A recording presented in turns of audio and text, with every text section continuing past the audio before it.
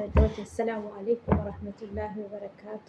እንዴት አደራችሁ? ደህና አደራችሁ ወይ? እኔ ጋር ሰላም ነው አልሐምዱሊላህ። ዛሬ ደግሞ ድንች ኩራት እንደዚህ አድርጌዋለሁ ማለት ነው። ምን አደረኩበት? ጨው አድርጌ ቀቀልኩት። ከዛም በኋላ አወጣሁት። ውሃው ጠፈፍ አደረኩት። ጠፈፍ ካረኩት በኋላ ማለት ነው ሙዘሬላ አርጌ ፍልፍል አስወድ በአማርኛ ቆንጆ በርበሬ አርጌ በርበሬ በምትፈልጉት ልኩን አድርገን እንደዚህ እናደርገዋለን ማለት ነው።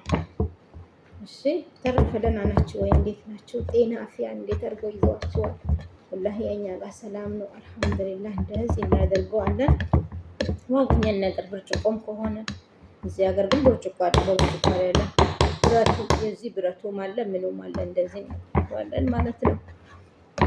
እና እንደዚህ እናደርገውና እህቶች ከዛ ትንሽዬ ትበርዳለች። ከበረደች በኋላ በእንቁላል አሳያቸዋለሁ። ሁሉም ኢንሻአላህ ስቴፕ ስቴፕ እንደዚህ እያረኩ ያሳያቸው ነው። እሺ እና ደህና ናቸው ወይ? እንዴት ናቸው? ጤና አፍያ እንዴት አድርጎ ይዘዋቸዋል?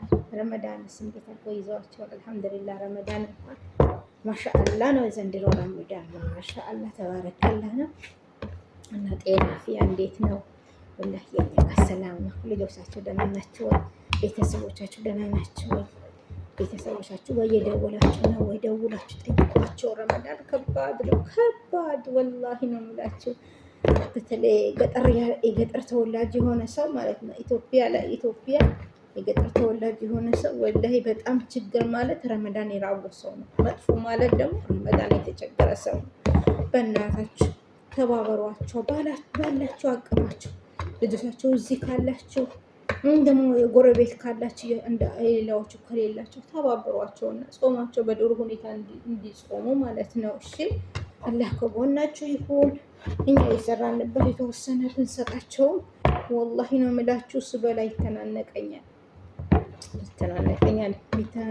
ስላችሁ ከተማ ቦታ ይሻላል። ግን ገጠር ያለ ሰዎች በተአምር ሳምቡሳ አያገኝም፣ ዳቦ እንኳን አያገኝም። ወላሂ ነው የምላችሁ። አሁን እኔ እናቴ ምን ብዬ ልንገራችሁ? ዳቦ እንኳን የሚገኝበት ሰፈር አይደለችም ያለችው አካባቢ ማለት ነው። ያኔ ገጠራማ ቦታ ነው። ዳቦ የለም፣ ሳምቡሳ ጭራሽ ሳምቡሳ ጾም ይፈጡበት ሰዓት አለ። ወላሂ ነው የምላችሁ።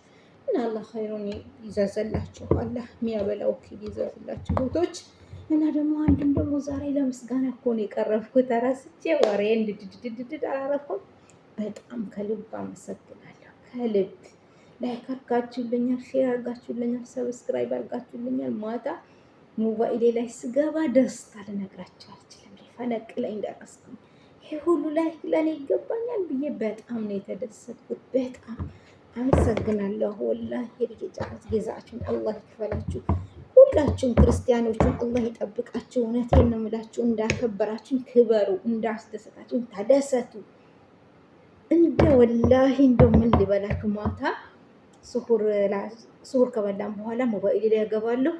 ላይክ በላይክ ሼር በሼር ሰብስክራይብ ያ ረቢ ሽኩራን ልኩም ወላሂ ሽኩራን ከቲር ሽኩራን። እኔማ ምን ማለት እንዳለብኝ ራሱ አላውቅም። ወላሂ ቶች በጣም ነው ደስ ያለኝ። በጣም ሰብስክራይብ አድርጋችሁልኛል፣ ሼር አድርጋችሁልኛል፣ ላይክ አድርጋችሁልኛል ከሚገባኝ በላይ በትንሽ ቀን ውስጥ። አሁን ኬካችን ልዩ ቀን ነው እና ልዩ ልንል ነው። አመሰግናለሁ። ወላሂ ነው የምላቸው። አመሰግናለሁ። ቃላት ያንሰኛል። አሁን እንደዚህ ያደረኩት ከዛ ምን አደርጋለሁ መሰላችሁ? ትንሽ ይብረድና እንቁላል አዘጋጅቼ ሸቦራ ማለት በአማርኛ ዳቦ የተፈጨ ዳቦ ማለት ነው። አዘጋጅቼ እንገናኛለን። አላህ ሰላም ያቆያችሁ። የላይኩ ነገር አሁንም አደራ። ቻው